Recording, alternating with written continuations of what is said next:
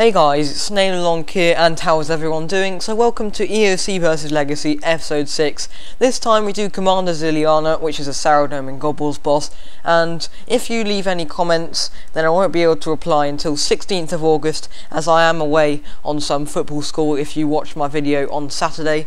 But anyway, let's get on to the actual video. If you're not subscribed then don't worry about that. So Saradomin is fairly hard in EOC and Legacy if you don't have the things that I recommend. So I recommend Tetsu and Soul Split so you can heal. I'm not sure what's the optimal thing, but I definitely don't have the optimal stuff because I'm only in Bandos, Drygors, and of course my overloads, as you can see in my inventory.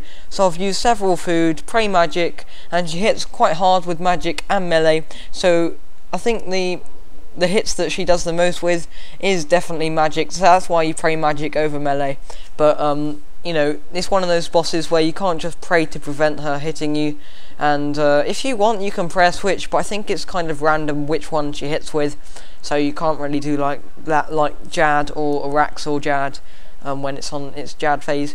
But yeah, so Saradomin is probably the hardest GWD boss, although some people do find it easy with Soul Split and Tetsu, as I said, and I think some people can do it without those things, but it is generally known as the hardest GWD boss.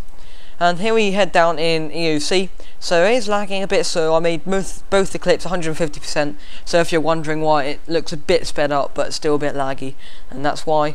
My computer always lags for some reason when I record, so I sometimes have to speed it up, but sometimes it's good and it does work for me. But you see, hitting out really good hits with Assault and Destroy, you know, 4Ks, 3Ks, so that's good, getting her down fairly quickly. And as you can see, I'm still overloaded, so it's all okay. It's not like I am making the test unfair. It's definitely fair for both of them using Vampirism and whatnot, and Prayer Renewal, but that doesn't really affect DPS, to be honest.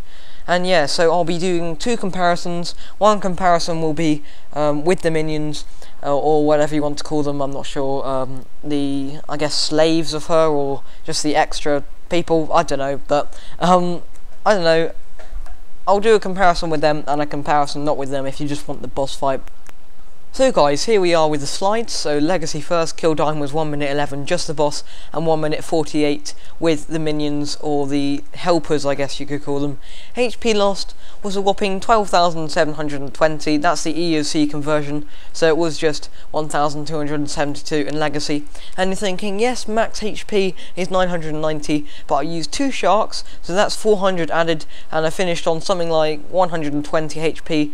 I did do the maths exactly, but I can't remember, so I finished on like something like 120, so I take that back off from the HP loss because I didn't lose all of it. Obviously I didn't die, so yeah, that is a hell of a lot of HP lost on Legacy because I don't get the kill done fast enough, I don't think, so she has longer to hit more and more on me. And yeah, so in a second we'll move on to Legacy. So Legacy kill time was quite a bit faster, 45 seconds only, and so obviously it's much more efficient if you're just going for kill time or whatever. HP lost, this is the EOC conversion. No, it's not 12,350 similar to the other one, this is just 1,200 because of Guthix's Butterfly. Like so many of these other GWD bosses over the past few weeks, or week if you want to call it that, it has just come out completely on top because it heals you 40% back, meaning, well, you know, it gets taken away, and also EOC is probably better than Legacy anyway, just for PVMing in general. We'll see if it's better at DKs and KK, and possibly some more things in future episodes, but you know, HP lost, you know, you can't really go wrong with that. No food used, that's probably 1 food per 2 kills if you're assuming you're using Shark, which heals 2,000. And so if you're assuming that, and assuming you have 30 food, then you can probably stay there for about 60 boss kills, which is absolutely, well, it's not amazing, but that's 240 KC trip, and it is a decent trip. And I apologise for the very high-pitched squeaks, but my guinea pigs are kind of chirping for dinner because it's just gone 6 o'clock. But anyway guys, if you enjoyed this video, then be sure to leave it a like.